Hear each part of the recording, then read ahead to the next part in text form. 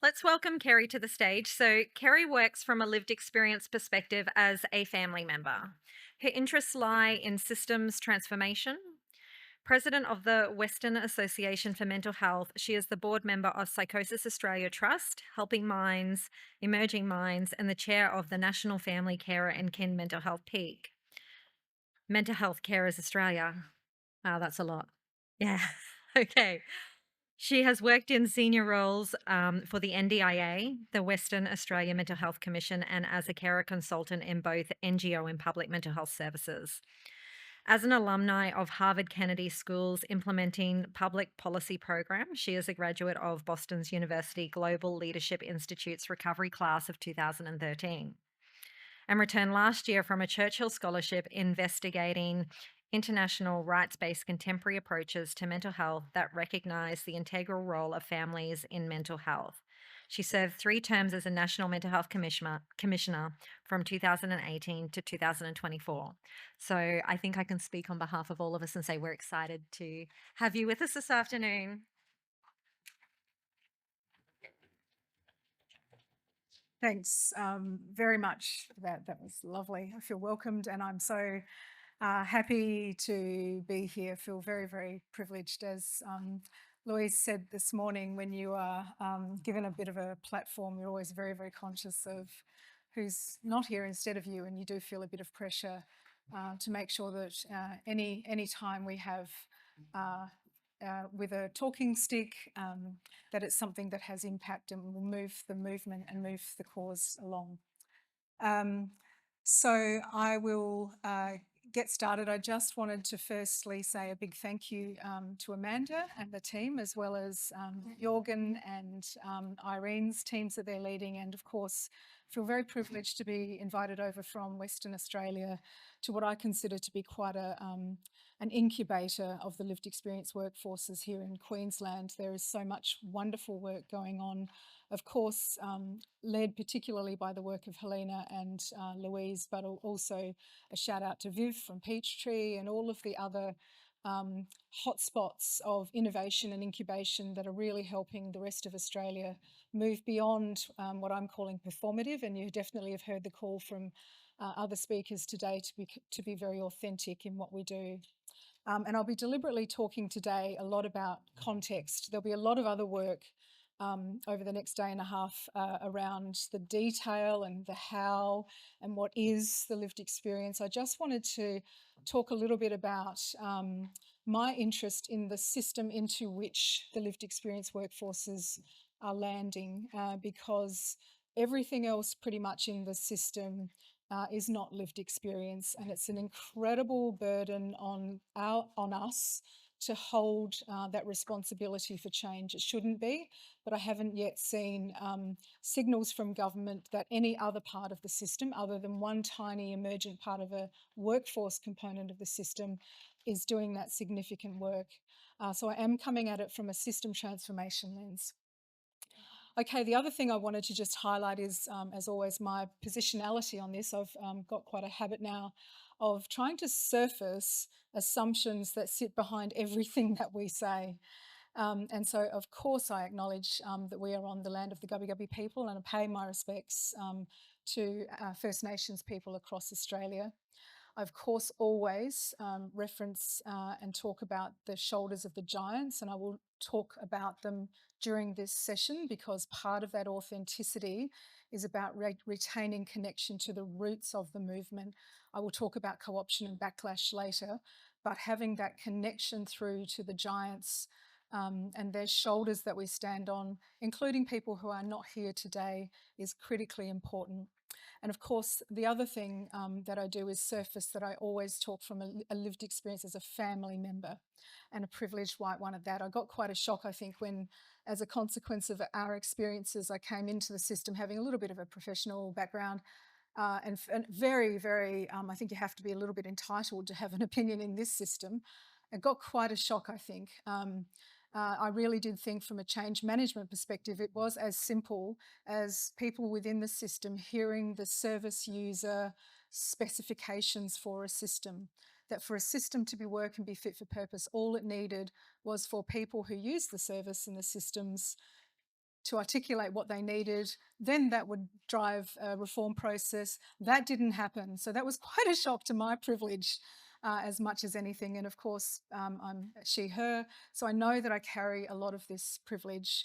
But also in surfacing that, I'm talking from a lived experience lens, and I want to talk about that a little bit more, particularly around the work in developing what lived experience expertise is. That I am not speaking on behalf of the lived experience of our First Nations people, and I want to give a shout out to Auntie Vicky in particular here, holding that flag from the Aboriginal and Torres Strait Islander First Lived Experience Centre, ILEC, and that the lived experience definition from an Indigenous perspective is imbued with responses to historic violence and current violence, colonisation, and of course all of those violations to understandings around social and emotional well-being. And so I do make that distinction as well. Okay, I do want to also say I received quite a shock on the plane, and you can tell I did this presentation last minute because that's a plane photo. I did want to give a shout out to Ivan's unique understanding of a warm engagement and a warm welcome. It was Qantas, so the sausage roll was warmish, but did want to say thank you as well for this very, very warm welcome that I've received here so far. It's been a lovely experience. Okay, also wanted to note today, and this is inherent and foundational to lived experience workforces work, today is the World Day of Social Justice, the United Nations. It just seemed like, you knew that, Amanda, right? Of course you did, yeah. So this is the work. Does anyone here speak Italian? Yeah, a little bit. Are you willing to have a bash at what riscata might mean? Anyone? Oh, so close, so close, very close. So backstory to this is when I did my Churchill study tour last year, I went to Trieste, which is in northern Italy, close to the border of Slovenia. Everyone knows probably they're like the World Health Organization flagship around vaguely contemporary understandings of what people need to live a good life.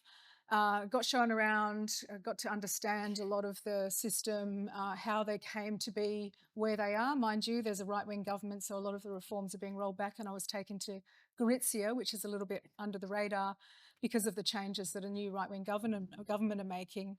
But after the end of the visit, I was talking with Roberto Mazzina, who's been responsible for a lot of, following on from Franco Basaglia's pioneering work. And I just sort of said to him, well, do you ever talk about recovery? You know, that's kind of what we talk about in Australia. And what do you understand by recovery? And I was in the car with he and Renzo, another psychiatrist from Gorizia, and they looked at each other, and it was almost like it hadn't ever occurred to them. They come from quite a different space around emancipation and liberation. And they looked at each other, and the word they landed on was like riscata. And what riscata means is it's a release and a ransom from capture and kidnap. And so for them, very much, this understanding of recovery is about emancipation and release from capture. And I'm going to talk a little bit about the capture of clinical in our mental health system and how it's really quite essential as a lived experience workforce that we resist and fully inhabit and understand why we must resist clinical capture. Okay, so what I'll be doing today in this presentation is absolutely locating the workforces that we're talking about today within a system that is characterised by ongoing, persistent state failure to transform systems. So we're not only coming into, as I said earlier, systems that are profoundly unlived experience in their understandings and their priorities and their values. We're coming into a federation system that has a history of over 30 years now of talking about transformation, but being absolutely unable to implement transformation. And much of my interest over the last 5 or 10 years or so has been an interest in why we don't invest in transformation and implementation, and what are the barriers and what are the historical factors and current factors that keep us stuck. So it's not just about a lived experience workforce into a clinical system, it's about the history behind that as well. And I'll talk a little bit about some of the components of power in particular. And what I've done in various areas of my work is look at the system change literature, because I had a bit of a change management background. We know that organisations, there was a Harvard Business Review study, 75% of most organisations fail at change management. So if an organisation fails, even harder for systems. We talk about transformation all the time, but we never invest in it. We never have those honest conversations about what is transformation and how does the lived experience workforce fall into that. And in some ways, that the workforce is a means, not an end, in terms of transformation. So in the systems change literature that I've looked at, there are three key capabilities that have emerged, and the literature I've drawn on from here is the water of systems change, which is driven by John Carnier and Senge and others who have worked in this field, studied all of the successful and unsuccessful system change approaches over many years. Many of you will know the water of systems change diagram. I'll reference it a bit later on. I also did a course at Harvard International School where they talk about systems change in international development, where there's persistent state failure to implement anything. We're not talking mental health here, and identified many of the barriers and the blockages. And then, of course, Rayner and Benici, there are another couple of premier long-term thinkers around systems change, pulled those together. And there are three system capability gaps in our system that we absolutely have in Australia. Our governments are monopoly providers when it comes to mental health. The onus is on our governments to provide the transformation that people with lived experience are looking for. But there are serious, significant capability gaps in government that we see playing out all the time. One of them is around a capability or an appetite for power disruption, and you see them running a mile away from any kind of confrontation when we talk about power. And we've talked a little bit about it today as part of our discussion. I'll be talking about power a bit later on as well. Another capability gap governments have is that they just cannot define the problem effectively. To define the problem effectively, you need the people who are most impacted by systems at the table having a voice. We've seen repeatedly in every problem definition endeavour, whether it's a productivity commission, a royal commission, any number of inquiries that we have, people with lived experience are not at the table making decisions, setting the agenda, controlling the narrative. They are being consulted, but they are not doing the analysis, the sense making, or the recommendations, the key areas around power. So that's a significant capability gap that I have yet to see an appetite for. And then, of course, the other one is that we just don't have an innovation and learning culture. So other countries have invested. You maybe might know about the UK's IMROC, which is sort of 10 years old now, but tried to do some transformation and implementation. Probably hasn't worked. In the US, similarly, they invested in technology transfer centres where universities get together with people with lived experience and services and try and implement new changes. But we just haven't got that culture here in Australia. We've got very much an incurious culture and a closed shop still, and I think it's worth naming some of these things. And then lastly, I'll be just talking about some of the opportunities, those change crawl spaces where we can get in and do some change, and the pressure points that we might be able to use to safeguard against the two key challenges. I'll be so interested in hearing from everyone around what they think they might be, but two key ones emerging are around capture, co-option by lived experience workforces for lots of reasons, and of course the backlash. And so very, very much my questions and thinking in this space have been around why is it that governments continually talk about transformation and yet never do it? We fall to rhetoric over and over again. The answer in the literature is very much this thing called systemic mimicry. And I've named it performative in my title, but the fallback position when you don't wrestle with the real problems, when you don't disrupt power and ask people whose voices have not been heard traditionally to be at the table, the default position is back to new structures, new policies, new funding approaches. We never, ever, ever get to the guts of the problem. And so we have these performative structures in Australia over and over again. About 10 to 15 years ago, the fashion was for mental health commissions. A lot of literature written about what they should and shouldn't be doing. I haven't seen a lot of change. In fact, I would say that the general consensus is probably maybe walking backwards a little bit as a consequence of these structural mimicry innovations that we call innovations and transformation, but actually are not performing the function that they should be performing. And I want to talk about the impact as well. It's really important. So this is just a little piece of literature, very recent piece. I think they looked at about 55 seminal inquiries, so quite a narrow scope. We know from other commentators in the space there's over 100 now, but in the last 30 years, let's say since the Burdekin report roughly, there have been 55 significant inquiries that have required significant investment from people with lived experience. But of course, very, very little has happened in terms of responding to that. And the impact on people with lived experience, we're the ones, we are not the beneficiaries of the system. There are many beneficiaries of our current system. Mostly people with lived experience are not the beneficiaries. And so governments have defaulted in a way to lived experience workforces, and effectively at this point in time, unsupported by a peer work association, we are individual walking units of trauma in this highly traumagenic environment. And so the impact falls back onto individuals over and over again.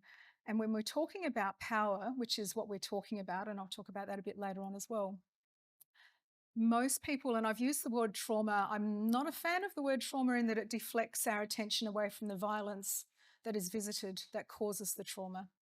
And so what we're talking about actually is people who have been had power imposed on them either unbearably, interpersonally, or structurally through various ideologies of hate. But either way, most people who have been charged with making this transformation have deeply embedded experiences of disempowerment and find it very, very difficult quite often to be reflexive enough in moments to challenge power.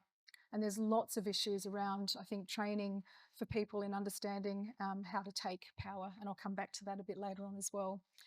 In the environment, significant capability gaps that I've referred to as well, making it a highly challenging environment for people to come into. So this is the report card of the fifth plan, which was the precursor to the Productivity Commission, which was the precursor to the national agreement that we're currently working our way through. And I'll highlight on the left-hand side there, you can't see the detail, but the light green is actions out of the fifth plan that were not implemented. And there's one little grey one there as well. So all the green ones are marked as complete. The rest are kind of been sort of absorbed into business as usual. The top right-hand corner is all of the work around stigma, which sits very, very deeply underneath most of the ongoing rights breaches and the lack of power for people in the system. So most of the work from the plan that hasn't been undertaken, that's sitting there as sort of work in progress, is things like stigma and rights for people. And so it's very, very clear when you look at the machinations of government, there is a reluctance to engage with what the real problem is and do anything about it.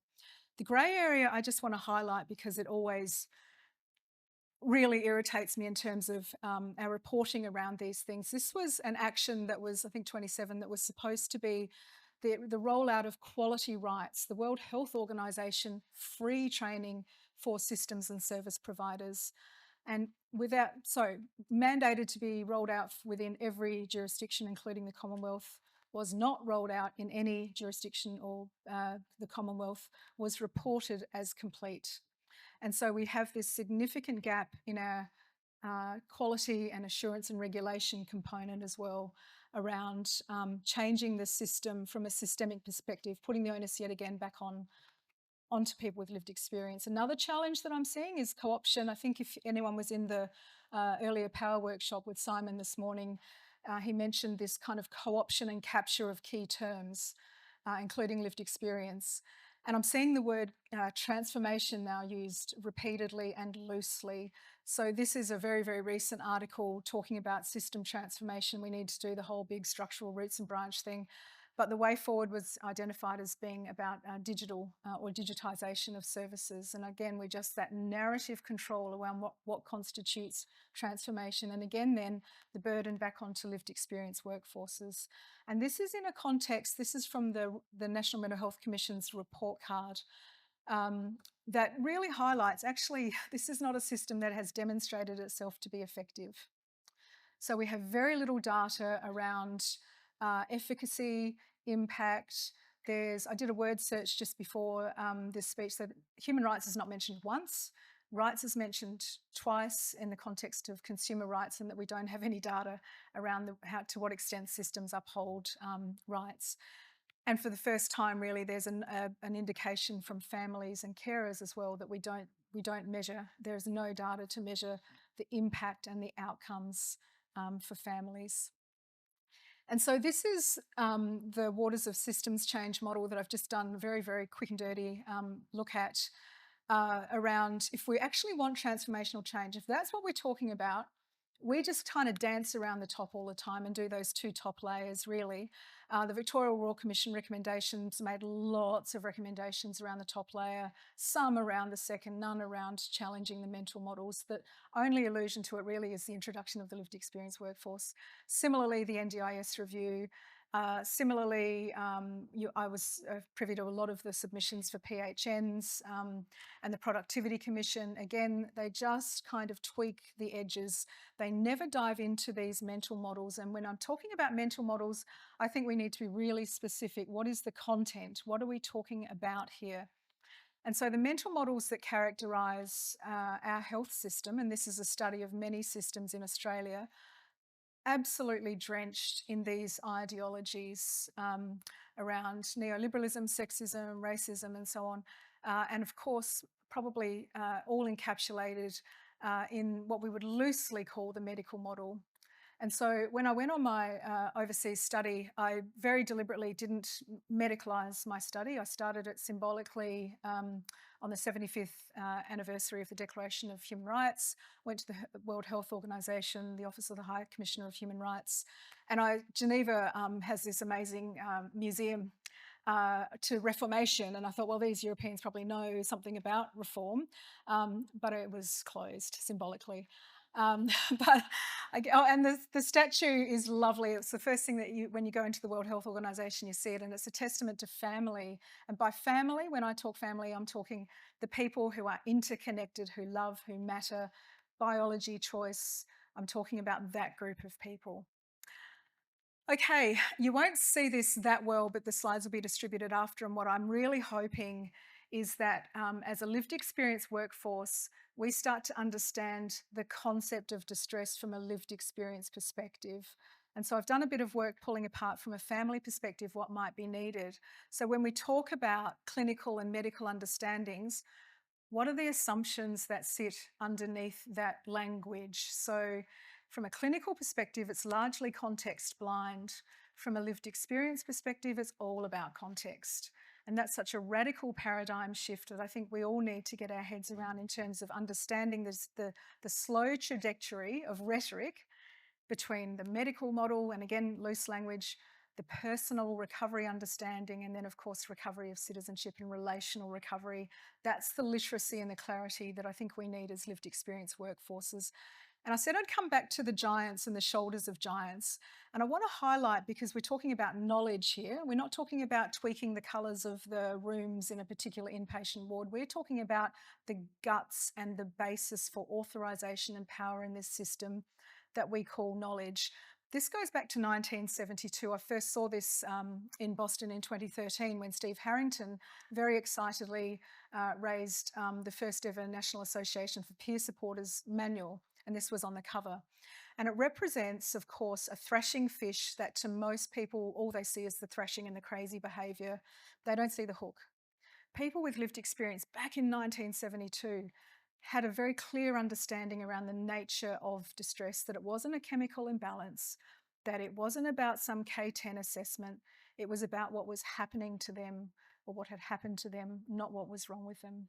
There is this long legacy in the lived experience movement of not only protest against treatment, we know all about the issues around incarceration and so on, they're still continuing today, but it was actually challenging this context-independent, misanthropic understanding of people's responses to distress as being some kind of symptom of some kind of context independent that masks the drivers of distress and drives a particular response to distress that continues the distress. And so, no surprise, we now have, of course, psychosocial disability seen in the NDIS because of a failure of this application of this body of knowledge.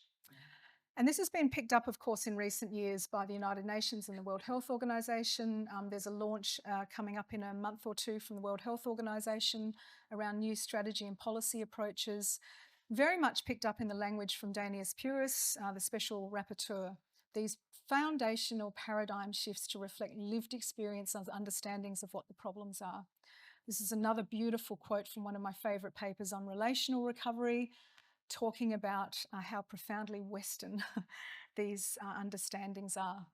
I want to highlight, though, once we start to raise and assert power, as opposed to just being at the table, there is a significant backlash that is occurring. And so someone has done a discourse analysis of all of the responses to Danius Puris's various reports.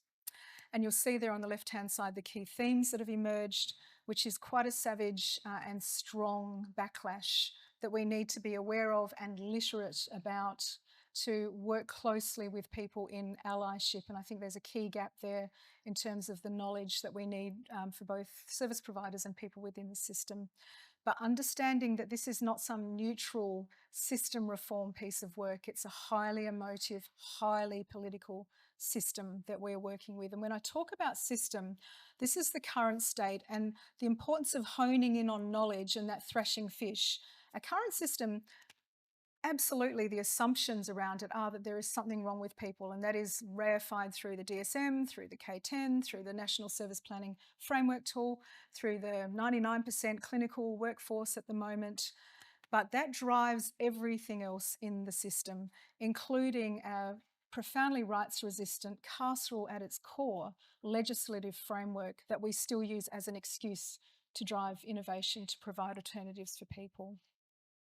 The future state, and I've highlighted there a gap, we just don't have a gap that closes that cycle, should be much more rights oriented. It should understand that those rights, including how you make sense of the distress that's happened to you, that should be a foundational right, let alone the services or not that you receive. Okay, just to highlight some work in the states going on for the first time that I've seen, I had a good look at what constitutes a system as part of my study. For the first time, the Human Services Research Institute in Boston, and it's quite a significant, well-thought-of think tank in the States, have highlighted values as a foundation for any ideal system. And so it's pretty clear that we have a morally incoherent, values-free system at the moment in our mental health systems. I just want to close with a little story from Larry Davidson, one of the consumer academics from way back. Did a lot of work around personal recovery and some of the work around recovering citizenship. His work is based at Yale University. And out the front, there's a signed communication between he and a clinician talking about probably 20 years ago now that there would never, ever be consumers working in the system. And the language was literally, well, pigs might fly well before that will happen. So he took that personally and made it his life's mission to make sure it did happen. And there are wall-to-wall pigs. Everyone's picked up on this theme. I could do a 360 video of the room and there would be flying pigs everywhere. And so where we are today, in 20 years where he's come from, imagine what we could be like if we are savvy and aware of the role of lived experience. So what I'm going to do now is throw open some questions. And before I do that, I want to talk about power just one last time. And here I'm drawing on a pioneer consumer survivor, Ron Coleman, who's talked about power. I was going to embed the video, just the little clip where he talks about it, but he's Scottish, so no one will understand him. And he'd had a car accident a couple of days before and his front teeth were missing. And so it's quite hard to understand. But he tells the story as a survivor of 10 years as an inpatient ward in the UK, where his well-meaning people around him would often talk to the patients as they were about empowerment, and that they would get them up in the morning and they would be throwing around power for you, 5 o'clock, no more power. And it's the same for us now in the system as we move towards lived experience leadership. We talk a lot about power. We are at the table, but when 5 o'clock comes, there is no more power. And so Ron talks about the need to take power. He says very, very clearly, and as a felt experience, power is not received, power is not given, power is taken. So with that lens, I'd like you and invite you to think about in small groups some of the power dimensions that you've engaged with and how you've engaged with them in your workplace, in your practice, and you can choose these. And how might you develop allyship capabilities to take the burden? As always, marginalised communities have the burden. How can we deliberately and strategically start to share the burden with the people that we know want to be part of this genuine transformation? Are there any areas I've talked about that you really want to pick up on? Or, as I've encouraged you to do, take the power and set the agenda. All right, over to you.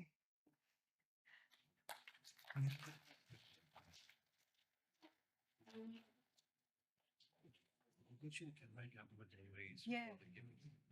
Oh, oh, yeah, no worries, yeah. Yeah. What they're doing. Yeah, okay, hopefully that's a good chat. Thank you.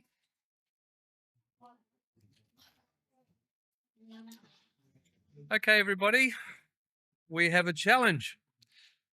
We need to take the next 10 minutes to think about these questions. Just talk, as Kerry mentioned, in small groups in your tables.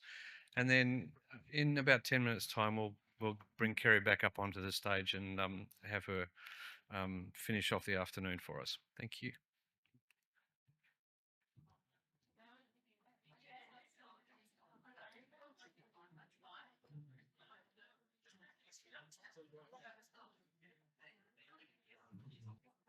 All right. Lots of great conversation happening around the room from what I can hear. Actually, all I can hear is a lot of noise, but I'm sure the conversation around the tables is really, really good. We're kind of getting close to the end of today, so we have a couple of formalities to complete, and then we'll wrap up for the day. But I would just like to ask Zoe to come up to the stage, if you wouldn't mind, and if I could also have Louise and Kerry back up on the stage as well, please. Zoe with us? Okay. There's a few Zoes in the room, so you might want to use the last one. Okay, there's a few Zoes in the room. Zoe Atbury. Yeah, we'd like the right Zoe to be here if that's possible. Here she comes. I think it's just while we're waiting for Zoe to make her way up here, I think it's fair to say that the program for today has run fairly smoothly, and that's down in big part to the planning that Amanda did. I know we've thanked Amanda already today, but I just would like everybody to put their hands together again for Amanda, the work that she's done.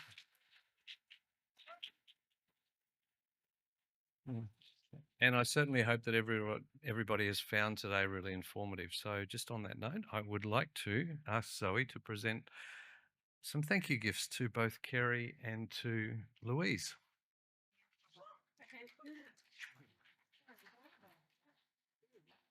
Hello, my name's Zoe. I'm studying mental health peer work. And I also have my own social enterprise and I make trophies and awards from repurposed materials. So I chatted to Amanda a few days ago about wanting to make something for this event and she said yes, which was awesome. So I've just got these trophies to present.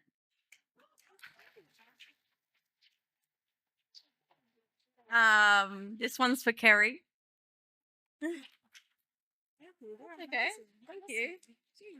And for Dr. Louise. All right. Can I have the heart? Yeah. Thank you. Very cool. Thank you.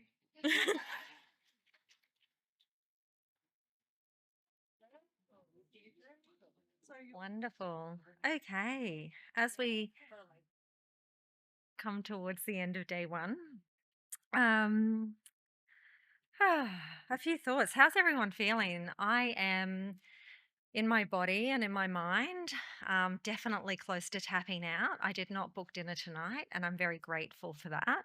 I know my body very well, and I was just saying to Michael, oh gosh, I'm so glad that I know my body now because, yeah, my anxiety is starting to go like this, and all the things are happening. So I'll be heading back to my hotel room and probably doing a meditation and tapping out for a while after today. And it's been an incredible day.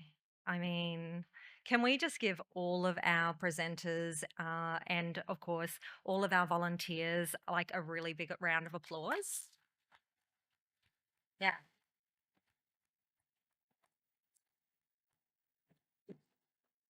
As I said before, the two workshops that I went to were just incredible. It deepened my understanding around storytelling and around the psychosocial hazards. So thank you so much for that. And I'm sure that you all equally have stories of the workshops that you went to as well. The keynotes. Where do I even start? Dr. Louise Byrne. Uh, for me, thank you so much for sharing your authenticity with me and with all of us. There is a there's a deep vulnerability I think that happens when for me, I can only speak on behalf of myself where I feel seen by somebody when they talk in front of me. And I felt very seen when you shared yourself with us. So thank you for being brave and vulnerable and doing that because I related so much. And I really appreciate that. And your song, please do more of that. Please do more of that. That was unbelievable. So thank you so much for sharing that with us today.